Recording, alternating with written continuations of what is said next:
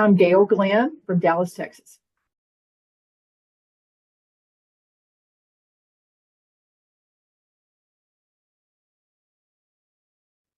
I had a 10 millimeter overjet and when I was young, and I had a wonderful orthodontist in Amarillo, Texas, Dr. J.W. Barnett, and he really always gave me great feedback, great self-esteem, and I just enjoyed the whole process and was so pleased with the correction of my teeth.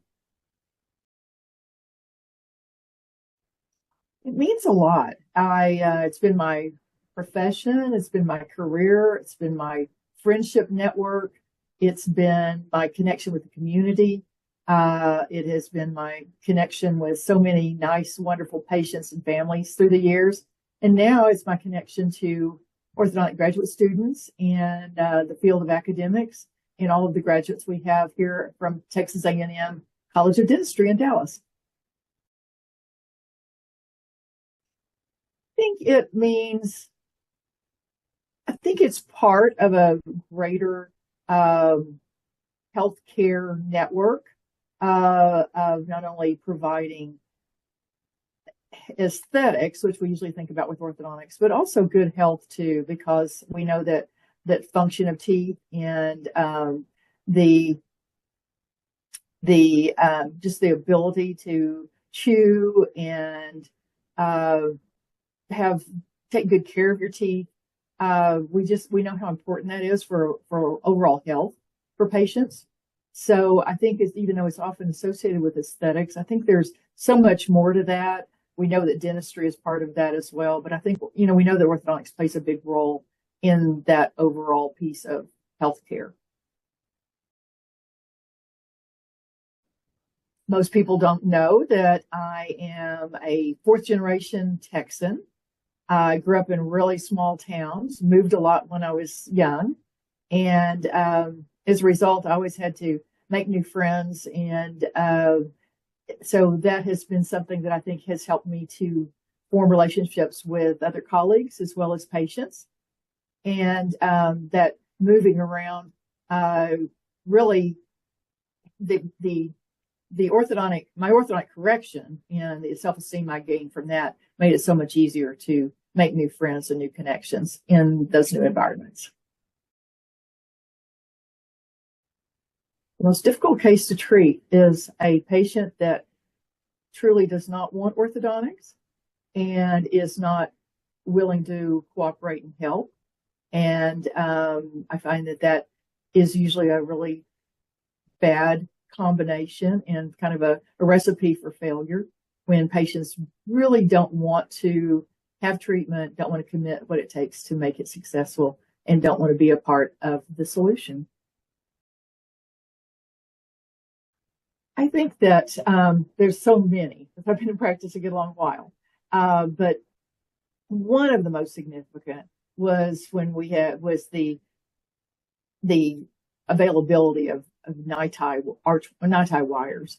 Just the whole that I think has changed so much from when you just had steel basically. And so I think NiTi wires has been a great thing. That's one of the biggest things in my career, but there have been many. And I think the availability of 3D imaging has been another big factor, especially for difficult cases and cases with impactions.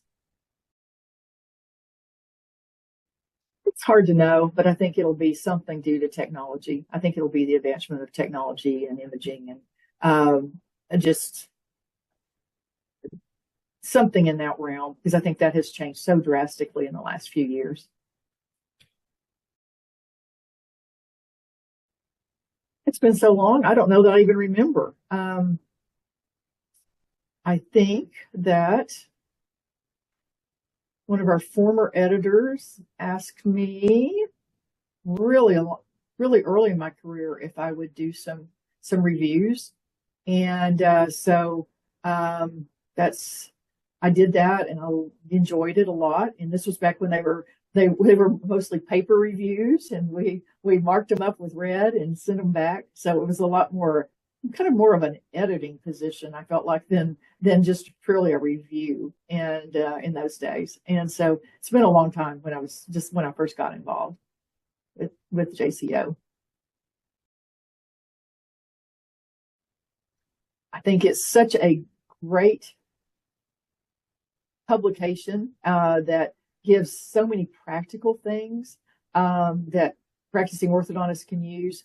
There's just so many good articles, good pearls that you can put into practice right away. Not to take anything away from the scientific articles like the AJODO, but it's just on a different level. It's more practical. It's more things that you can apply, things that you can refer back to, things that you never thought about, or things that you might have forgotten about. And you go back and say, wow, I used to do that. And that, that's a good technique. So that's what I really like about JCO. I think it's a lot the same.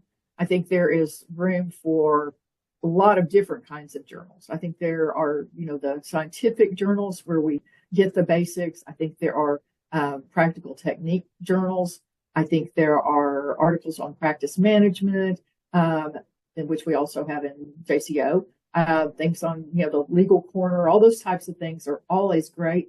But I think it's good to have a mix. And to me, I always like an article that's peer reviewed. I always like a publication that's peer reviewed. I feel like that's there, even though there's a lot of information out there on the web and different publications. But I think when you're looking at a peer reviewed publication, it's a much higher level. I think they all have their place, but once again, I like things that I'm going to trust something that is more from a peer review source, not just one person's opinion. And I always like to have the evidence there. And we know that the evidence is different at different levels of publications, but I think that that's the biggest thing. And not that there aren't some great case reports or suggestions, but when you have something that has gone through several reviews by other peers, and maybe in the time spent to separate the really significant information from that might not always apply. I think that some of the things that when I think back on JCO, some of the things I've really enjoyed through the years are some of the point counterpoint articles, some of the historic articles that we've revisited some things like in the anniversary issue. I think that there's just so much information out there, and so it's good to take the new and contrast it with things that have been around a while, and kind of do some updates and evaluations. So there's a lot of things like that I've taken away from JCO through the years. Well, why not? It's a great publication. It's well worth the money. It's not expensive.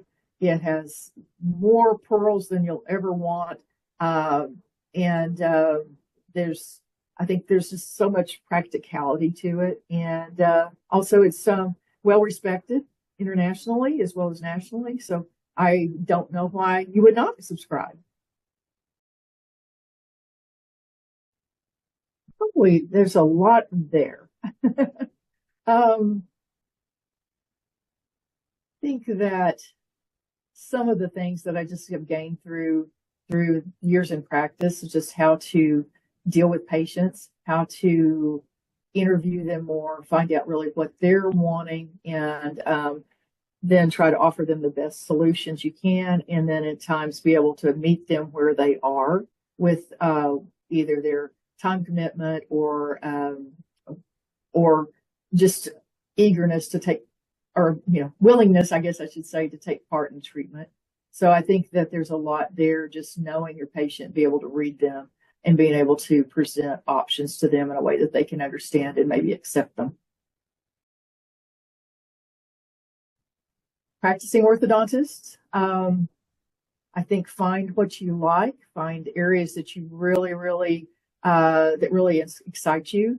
Learn as much as you can about those areas, and then make sure that others in your community know that those are areas of interest of yours. And I don't think that you have to be a master at all different things, but I think choose the areas that you like and try to